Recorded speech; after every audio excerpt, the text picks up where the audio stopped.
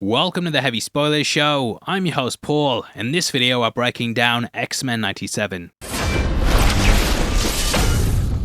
Episode 7's now out, and throughout this video we're going to try and be up to the task to bring you a big breakdown of the entry. Sinister Things are happening in the Marvel Universe, and throughout this video I want to be a Bastion and breaking it down. This will cover Easter eggs, hidden details, and our theories for the future as we head towards that finale. We know the next 3 episodes are all part of a 3-parter called Tolerance's Extinction, and from this point it all kicks off.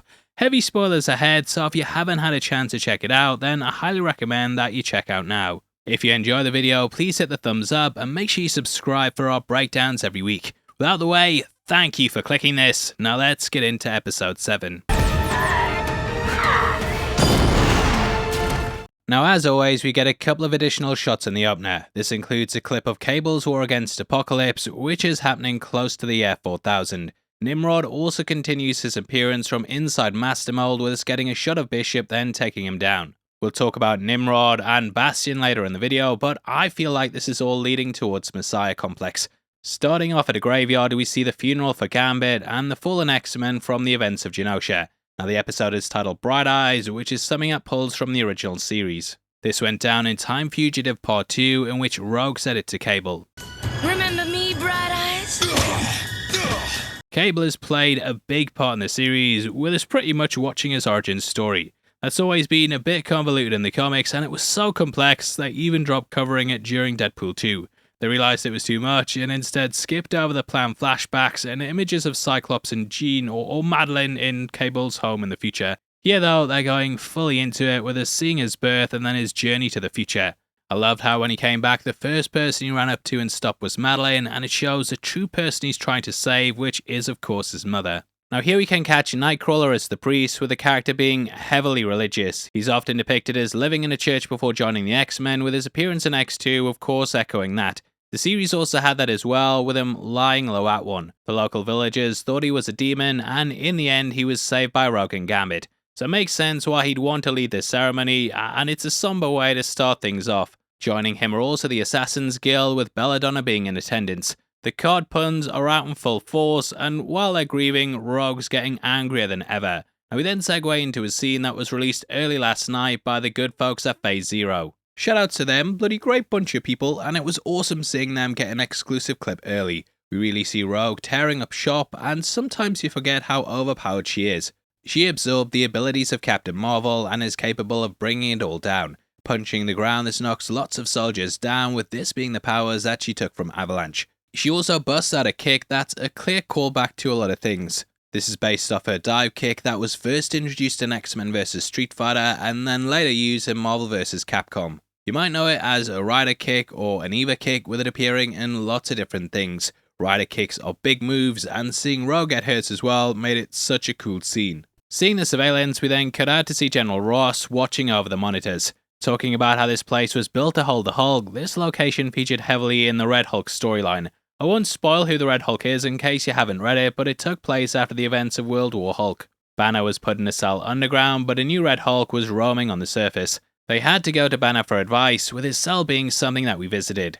Breaking in, Rogue then mentions her father, who raised her in Mississippi. Known as Owen, both her parents wanted her for nefarious things, so it makes sense they talked to her about breaking into prison. Cut to Scott talking to the UN, who we've learned have abandoned the rescue attempt. Due to optics, they can't help dig out the bodies, and we see Magneto's statue has been destroyed. Symbolically, this shows his fall there as well, with the character being seemingly killed last week by the Sentinel. Coming in, we see Jean with her hair down, and I was wondering if this was a cheeky misdirect. This used to be used as an indicator to retroactively show if it was Madelyne, with the opening credits having her with that. The pair also held hands at the funeral, but it looks like they're just coming together. Checking over the reports, we see they come from WHIH News, with this being a big in-universe news station that are also part of the MCU. They cover a range of things and are pretty much the go-to for news reports in the Marvel Universe. Scott says that in the wake of the mutant genocide, they need hope, which could be a reference to Hope Summers. That kinda takes us into Messiah Complex, which builds off the back of House of M. In what's one of the most famous panels in comic history, we watched as Wanda uttered the words "No more mutants." This led to the population of mutants going from millions to hundreds in just a blink of an eye. However, during Messiah Complex, mutant genes began to reactivate, with the first one of these being Hope Summers. Immediately drafted into a political war, she was seen as someone who could revitalize the mutants. The humans wanted her because they didn't want the mutants to come back, and there was lots of different sides battling over this girl. Attacked by the Purifiers in her hometown Alaska, we saw as these were led by the villain Nimrod. The Purifiers believed she'd wipe out countless humans during what they called the 6 Second War, leading to a rivalry between humanity and mutants. This belief is also held by Bishop, who aimed to stop Cable from saving the child, as it led into the dark future that Bishop had come from. The Marauders and Xmen were also seeking the child too, leading to a big power struggle in which both sides were attempting to get the first post-House of M mutant. Now, while it appeared Mr. Sinister was behind the hiring of Marauders, it was revealed to actually be Mystique. She was told by her former lover Destiny that if the baby touched Rogue, it would revive her from her coma. This led Mystique to employ the Marauders as Sinister to get the baby for herself. Thankfully, the baby survived the touch of Rogue, whilst also waking her up. Hope was then entrusted a Cable by Cyclops, and the pair went into the future, kind of akin to how Bishop travelled with Cable at the end of episode 3. Down the line, this led into Avengers vs. X-Men, which I'd love to see them adapting in further seasons of the show. And the Blackbird lands on Genosha, and we see the Blob, Pixie, and also Multiple Man. He's got his multiples doing multiple jobs, which I thought was a nice little touch. He played a big part of Messiah Complex, with 2 versions of him travelling into the future to report on what's happened. Beast also talks to Amelia Vaught, who is a member of the Acolytes. Giving a harrowing tale about how surviving isn't all it's cracked up to be, we see our lives have been completely destroyed by the attack. Following on from the reports at the X-Mansion, we see Patricia Tilby joining the scene. She and Beast have had a big romance in the comics, which we see blossoming here. From here we cut out to a massive cameo with Captain America and his old World War II bike being parked outside the hut. This is something that he rode in the first Avenger, with it being a big part of the action scene in the woods. So good seeing him in the episode, and it really helps to expand the Marvel Universe. He is of course an arm of the government, but like Rogue, he's went against them as well. Civil War seen him turning against the Superhuman Registration Act, with mutant registration also being a hot topic. On the lookout for Gyrick, we see a secret compartment below the cabin, which is akin to the reveal in Winter Soldier. There's databanks at the back, and it's a similar layout to the Secret Shield basement. Here we see on the screen there's OZT, which stands for Operation Zero Tolerance. Now the big villain going forward is obviously Mephisto. Now in the end, we learn that it's Bastion, who is a form up from Nimrod. I love that name Nimrod, because in the UK it's an insult. You bloody Nimrod. Anyway, Bo DeMayo's hinted at this on Twitter, and we saw the villain in the intro last week. Bastion was seen back in episode 4, and we could catch a photo of Forge standing next to the character. Now Bastion's a machine who's a fusion between Master Mold and Nimrod, the former of which we could see in the pair of the intro of last week. Bastion was part of Operation Zero Tolerance, which involves Sentinels wiping out the mutants.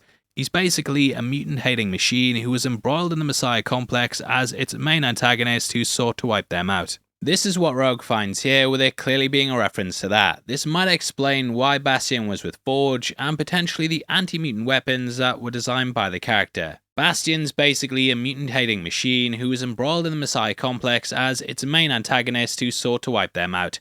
Captain America's hands are tied though, and though he says where Gyrick is, he can't help out yet. Love how Rogue just throws away his shield with some proper kicking away the ball because you lost the game energy. Back on Genosha, we see Strongman and can also catch the character Forearm working in the back as well. Strongman says there's gonna be a war, so you better bloody stop bulking up, mate. Roberto doesn't really want to be involved with this stuff, and it's clear that he isn't ready for battle. He hasn't come out to his parents yet and wonders what would have happened if he died. They would have found out he was a mutant through that, and he argues that these attacks go ahead because people don't stay hidden. However, that's pretty stupid in the end, and you can't hide away forever who you are. So Jubilee tells him she'll go with him, and we see people mourning the dead. This includes the Morlocks, who have repeatedly appeared throughout the season. Magneto saved them in episode 2, and then seemingly died with them in episode 5. Beast quotes Martin Luther King in front of the destroyed Xavier head, symbolizing how his dream for mutant inhumanity hasn't worked out. We see a real change in the character, and if they lose him, it shows how mutantkind might also decide to go to war. This change is shown metaphorically with Gyrick, who we see surrounded by butterflies. Butterflies are a symbol of change, with the mentality of the characters changing. However, some figures go through literal changes too, with Trask becoming a human sentinel. Anyway, Rogue confronts Gyrick, and he reveals he's been outfitted with anti-psychic tech. Rogue doesn't care though, and she absorbs him directly, with us initially getting a flash of Bastion. This then changes to Nimrod, which was its own transformation, just like the butterflies. Picking up on the psychic echoes, we see flashes of Genosha, including a shot of Madelyne. Alongside it are Sebastian Shaw and Emma Frost, and it seems like Jean's seeing things through the eyes of rats. They would have been witness to the attack, and it then kind of segues into basically Cyclops and Jean going on a bit of a bummer. They haven't had the best of times, mate, and she references her seeming deaths at the hands of the Phoenix Force and so on. Finding Emma Frost, they then say that she activated her second mutant ability. This is the way that she can transform into a diamond form, which was invented by Grant Morrison. This went down because Morrison wanted to use Colossus in a scene, but they realised that they couldn't, so he just invented it that mutants could also have a second power, with her getting hers here. Emma is a psychic as well, so it explains why Jean was able to pick up on her. Getting a direct message from Bolivar Trask, he first appeared in Night of the Sentinels Part 2. After the Sentinel program was shut down, Trask ended up travelling to Genosha in order to build Master Mold, but this ended up turning against him. The X-Men in the end stepped in to save the day, and he went into hiding until popping up at the start of episode 1 in the season. Now if you want to support the channel, then definitely check out our merch store below the video. We've just launched an X-Men 97 inspired t-shirt with a little nod to my favourite part from episode 1. As always, we have our Theory Time ones on there, and we've just dropped a brand new Game of Thrones inspired one as well to get you guys ready for the upcoming House of the Dragon Season 2. These t-shirts have been modelled and designed to accentuate the best part of your body, so they're tight around the chest and looser around the waist. You're gonna look bloody fantastic, mate, and huge thank you to everyone who's picked one up so far. Now Trask wants them to come to Madrypur, which is a big location in the Marvel Universe. This crime-infested locale is one of Wolverine's haunts, with it being a place that showed up in Falcon and the Winter Soldier. Across with Roberto, we see him going to his parents' penthouse, which is adorned with butlers and Jackson Pollock-type paintings. His parents' company was referenced in episode 1, where we could see a sign for them up in Times Square. His mother's accepting of it though, and said she always knew, with parents being more accepting of stuff like that these days. Most, but it's clearly a metaphor for coming out, with this also being something explored in X2. However, she wants him to keep it quiet, showing that she perhaps isn't as tolerant and supportive as she'd like to be. Cutting to Rogue, we then see Nightcrawler coming across her. It's the Day of the Dead, but whereas this is normally supposed to be a time of acceptance, Rogue can't do it. Maybe you shouldn't have kissed Magneto in front of Gambit then, love. You ruined his last moments. Good thing I'm not there, mate, because I'd have ruined it as well, but Nightcrawler says Rogue helped them live. Cutting to Gyrick, we then see Bastion arriving. Voiced by Theo James, he sounds more sinister than Sinister, and the first act we see him doing is killing Gyrick. Cutting to Madrypur, we see signs for VistaCorp, who own the news station of WHIH. The Hammer Tech building is also there too, and we also have Horizon Labs. This is a big company in the Marvel Universe, with it predominantly appearing in Spider-Man. Using another secret gateway, we see the hybrid of humanoid sentinels, and more things pointing towards Operation Zero Tolerance. Quoting Oppenheimer after he made the atom bomb, Trask reveals that he's unwittingly ushered in a new dawn of destruction. He brings up how Sinister's been working on Trask, and this explains why Bastion needs him. We have talked about Sinister a hell of a lot earlier in the season, but here's a quick rundown in case you missed that. As Morph mentioned, he was a scientist in the 1800s, and he went under the name Nathaniel Essex. Obsessed with evolution, he studied Darwin, but had his own theory time about what was going on. Essex believed that evolution stemmed from untapped powers, and he believed evolution could alter humanity. Now, at the time in his personal life, Nathaniel was married to a woman named Rebecca, but unfortunately the pair had lost their only child. That was the driving force for him to try and find a way to improve humanity so that others wouldn't have to deal with that kind of pain. After the death of his son, he brought his findings to the rest of the other scientific minds, who kicked him out of the club due to what he wanted to do. He believed human experiments were fair game because, in the end, the discoveries would improve the species. So he assembled a gang known as the Marauders, who took homeless people and gave them to him so he could carry on his work. One of these was Daniel Summers, who I'm guessing you can figure out who it is he's related to. Sinister would become obsessed with the family and study several of them and the untapped power in their genetics. Rebecca came across the experiments and discovered that Essex had dug up their son's body and worked on him too. Pregnant at the time, she then went into labour and lost too much blood in the process. Her final words condemned him for his sinister double life, and she said he was very sinister, which, hey, she said the name. Sinister. Now, it was at this time that he came across Apocalypse, who wanted to create a worldwide plague that would kill most of humanity. This is the techno-organic virus, which we saw Nathan infected with. only the strong would survive, and it would reshape the world for Apocalypse. However, in a twist of fate, Sinister used it on Apocalypse, who had to return to hibernation in order to heal his wounds. Realizing he'd need someone who could combat the villain, he cloned Jean Grey in order to have it so she'd have a kid with Cyclops, who could then be the most formidable mutant to stand against the villain. Sounds like a long one, but that's it, and it's probably going to lead us into the Messiah Complex story down the line. Now, Rogue drops Trask like people drop likes on the video, and it again shows how the mutants aren't playing around. They don't want to work together anymore and would rather just kill some peeps, but we see how this leads into something worse. Revived as a human sentinel, Trask goes on the attack and then destroys the building. During some of the flashes, we can catch Stark Industries, which we get during the falling shots. Transforming into Quicksilver, we see as Morph takes on his powers, which wasn't something I was aware that could happen. I'd just be Apocalypse the whole time, mate, and one-shot everyone. Saved by Cable though, he's got futuristic weapons, which are capable of taking down the Sentinels with ease. In the future, Cable was fighting a war against Terminator-like machines, which were under the direction of Apocalypse, so it makes sense that he'd be able to do this with it all going down in Time Fugitives Part 1 and 2. That took place in the year 3999, which was a darker future for mutantkind that played off the Days of Future Past timeline. However, the world started to fall apart, which we learned was because Bishop had changed things in the past. Thus his timeline was being wiped out, and we saw as Bishop arrived in his present. That took him to 2055, where he learned things that still turned out badly. Rather than leading into Days of Future Past, a plague had spread across the world and killed major chunks of humanity. The mutants were blamed, but it was the techno-organic virus, and thus Bishop travelled back in time in order to stop it from spreading. Part 1 was about him learning who was behind it, with him then stopping Apocalypse at the end.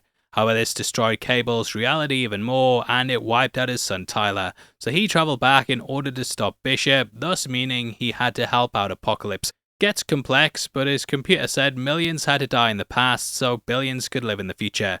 Realizing that they needed to create the antibodies and allow the plague to still be unleashed, Cable used Wolverine because of his healing factor. This meant that Apocalypse could still be defeated, whilst also preserving things in the future. Bishop returned to find his future still in ruins though, and thus time travel often creates more issues than it fixes. Now, I wonder if they're going to address that, and they may have ushered in an even darker timeline by possibly allowing Bastion to rise up. Cutting to Sinister and Bastion, the latter brings up how he's failed since '92 to beat them. The show started in 1992 as well, which is a nice little reference. Turns out that he's been spying on the Shi'ar, which we talked about more last week. I'm not going to recap that, but yeah, I'm guessing we're going to go back to them. Cutting to dilapidated streets, this looks like where Trask ran through last week. Putting on a record, this is Sheb Woodley's The Purple People Eater. This is about an alien descending from the sky in order to consume humans. Here though, we have a purple figure coming down to wipe out mutants, and we see he has Magneto with an inhibitor collar on. Shaving him, it's clear the next step of his plan is getting the mutants to become his weapons, and yeah, big way to end the entry. Now I have a theory time. That he might actually be making Onslaught. Onslaught's basically a sentinel created from the consciousness of Professor X and Magneto, and it could be a big character to have showing up in the series. This would be one of the most powerful things on Earth, and if Bastion's making that, it's going to spell hell for the future of the series. Onslaught is such a big figure too, and yeah, seeing this pop up in the series would be a massive way to take things. Anyway, that's anything time. Now as for next time, like I said, we are going to be getting a big 3-parter finale. These will be titled Tolerance is Extinction, with part 1 running from next week until the finale. The synopsis are as follows. The X-Men must unite to face a new threat for part 1. Part 2 says the X-Men work to settle the score before it's too late. The final one says the X-Men's dream is put to the test as mutant-human relations reach a tipping point. So lots of things going down, and I feel due to the idea of tolerance being extinction, that we're going to have lots of things happening with Magneto. He's always been someone who sees working alongside the humans as something that will usher in the end of mutants. This is due to humanity fearing them, and they'll always do things to try and erase them. Charles is obviously alive and kicking, and thus, he's probably going to take over the position of the leader, and Magneto might go back to his old ways. We will see though, they are doing lots of interesting things with the characters, and yeah, leave your comments below and what you thought of the episode. Please drop a like on the video, and if you want to support the channel as a member of the Spoiler Side Squad, then please click the join button. You'll get early access to videos every week, and it goes a massive way to helping us out. Now if you want some else to watch, you've got 2 videos on screen right now, the first of these being last week's breakdown. If you've already seen it, then we've got another video on screen for you there that you might not have, so Huge thank you if you watched that, and yeah, take care, mate. It's Wednesday, it's hump day, best of luck with the rest of the week, and yeah, hopefully I'll see you back for the next one. Take care, peace.